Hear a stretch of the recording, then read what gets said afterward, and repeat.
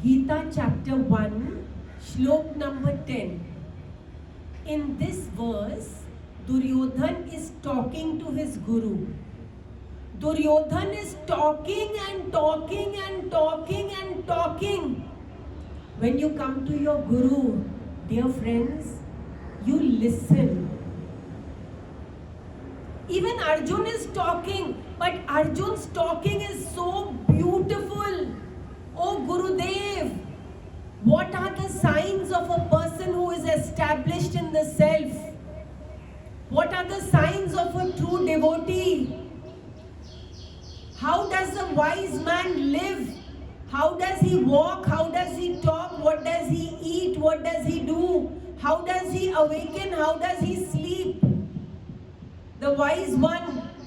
These are the questions being put by Arjun to his guru, Shri Krishna, Krishnam Vande Jagat Guru. Whereas Duryodhan, the evil one, the unwise one, the ignorant one, telling his guru, look at all these people who have staked their lives for me. And counting all the names and forms again and again, and in this shloka, making comparisons. The wise one never compares because he knows that each one is created by the Maker beautifully. The Maker has created each one unique in his own way. What is there to compare? When we are ignorant, we compare two children. Why don't you be like that one? He studies so hard, he gets such good marks. Why don't you be like this one? He is so good in sport. Arey, don't compare, don't make comparisons. Each one is divine. Accept and respect each one. Each one is differently made. Each one is made according to the divine will. Don't compare. Here Duryodhan is comparing both the armies. This army of ours, says Duryodhan to Guru Dronacharya, though commanded by Bhishma, is insufficient. You don't start any work with a negative mindset, dear ones. First only Duryodhan is negative. This army of ours, though commanded by Bhishma, is insufficient. Arey Duryodhan, you have spent 13 years amassing wealth and power, whereas the Pandavas have spent those 13 years in the jungles. And you are saying, I am insufficient, my army is insufficient. What about the Pandavas who have nothing except Lord Krishna? Yes, that is the mystery. That is why, Duryodhan, you are seeing your own army as insufficient. Because in the opposition, there stands Krishna, large and looming above everybody else. The Virat Swarup of Krishna, the Supreme Consciousness. This army of ours, though commanded by Bhishma, is insufficient, whereas that army of theirs, the Pandavas, guarded by Bhim, is sufficiently equipped. And Bhim has taken a vow, dear friends, that he will drink the blood of every Kaurava. And Duryodhan, deep down in his subconscious mind, knows that we are insufficient because we have sided with the untruth. Whereas the Pandavas have sided with the truth. Whenever we embark upon any work, we don't embark with a negative thought. Oh, will I be able to achieve? I am not enough.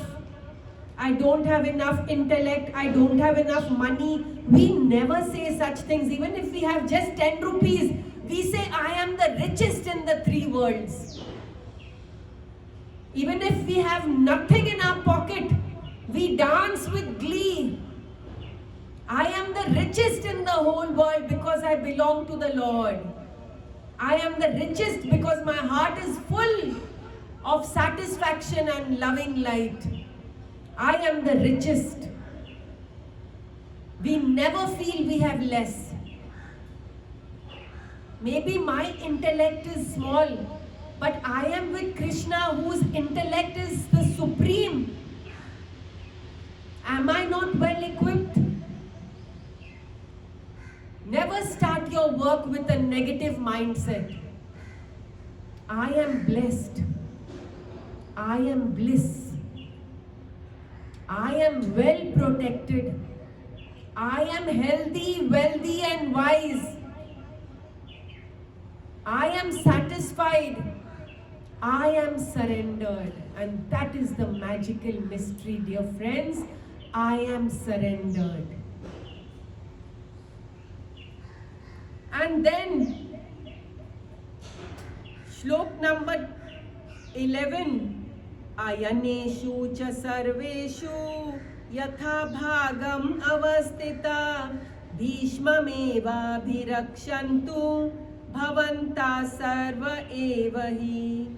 Therefore, Duryodhana is saying to his guru, therefore, stationed in your respective position on all fronts. Remain where I have placed you, Duryodhana says. Stationed in your respective positions on all fronts. Wherever I have put you on the battlefield, you stay there, but guard Bhisham from all sides. Makes no sense. First of all, Bhisham is the supreme commander of the army. He is well versed in battle. Wherever you are stationed, remain there only, Duryodhana is saying, but guard Bhisham on all sides, a clouded intellect. Are Bhisham Pitama knows his job. Pyare Sadako, the cook in your house knows his job. The mochi knows his job, the cobbler. The sweeper knows his job. You don't need to spend the whole time telling this one what to do and how to do it. They all know their jobs. They are experts in their own field. Let them be. Bhisham Pitama knows his job as the commander. Everyone knows their little jobs. We don't need to interfere all the time and keep telling them do it like this but not like this. Do it like this but not like this.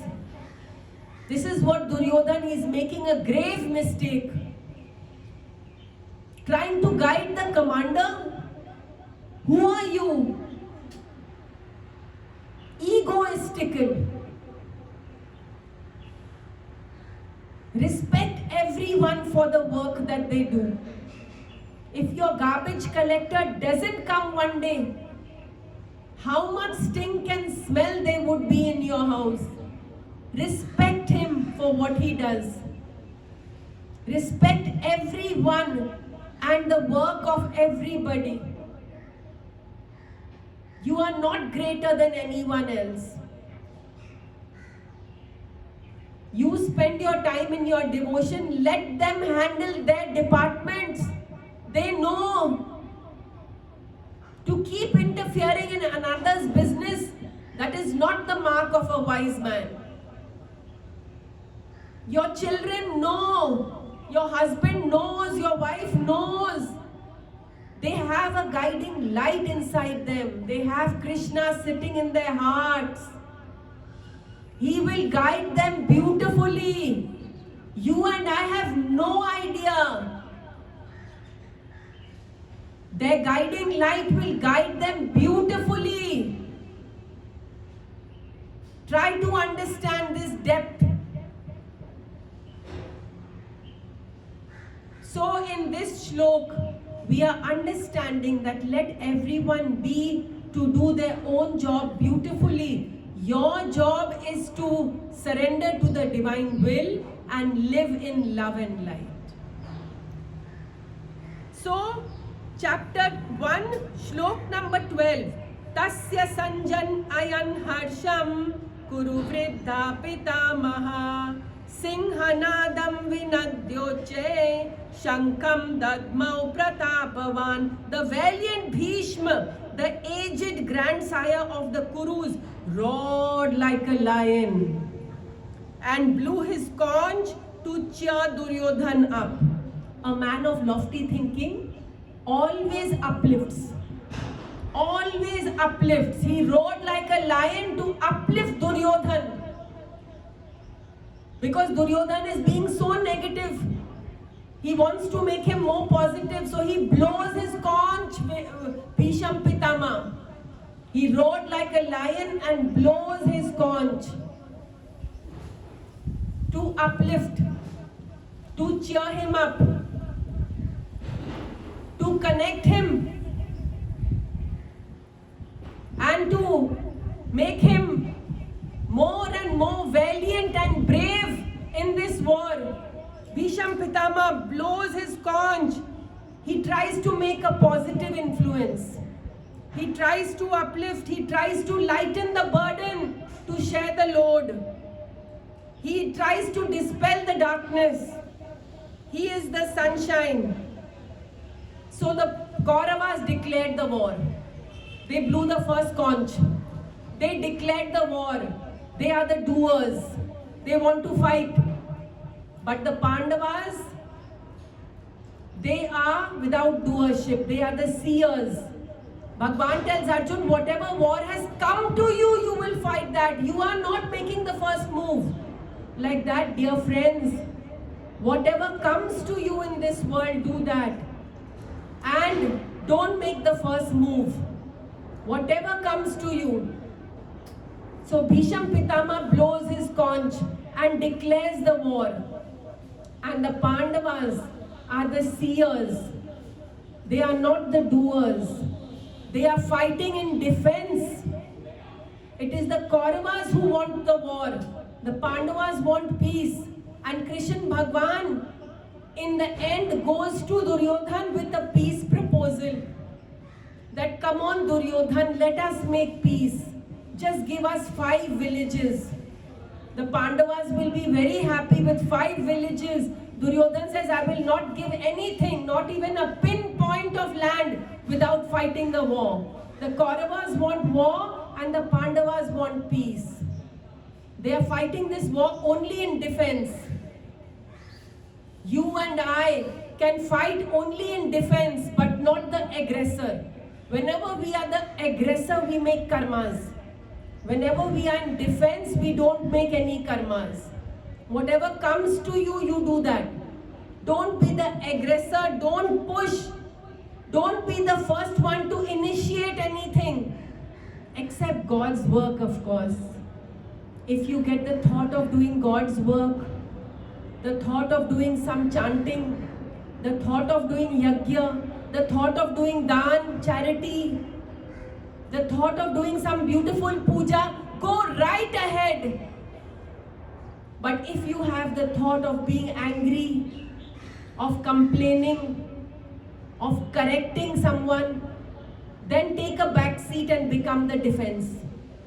Tell your mind, let me chant 3 malas and then I will go and confront so and so.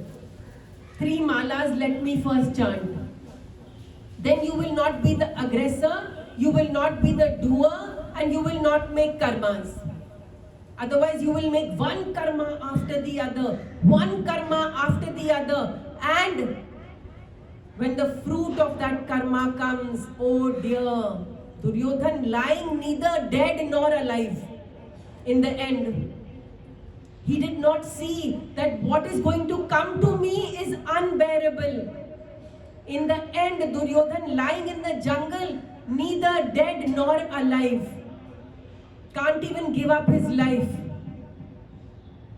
The doer always suffers. The seer never suffers. The seer is calm. The seer is pure.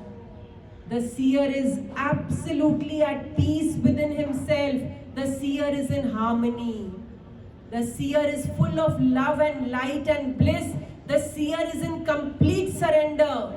Oh Krishna, wherever you say, I will shoot my arrow. Whenever you say, I will shoot my arrow. I am nothing without you. You ride my chariot and I am very, very perfectly surrendered to your lotus feet. Whatever you want me to do, that alone will happen. The difference between the doer and the seer. And in your life, never be the doer. Never attack. Never argue. Never fight. Never say a single harsh word. All that will come back to you. Surrender. Be polite. Be humble. Be pure. Be completely surrendered to the lotus feet. And do that which the Lord wants you to do, which is explained so beautifully in this Bhagwad Gita. Duryodhan the aggressor and Arjun the seer. This was the 12th shlok in the first chapter. We end over here. Try to reflect on these wonderful teachings, because when you reflect on these teachings, you will get filled with knowledge. And when you get filled with knowledge, you will reach the supreme consciousness, the Krishna consciousness, which we all are here to achieve.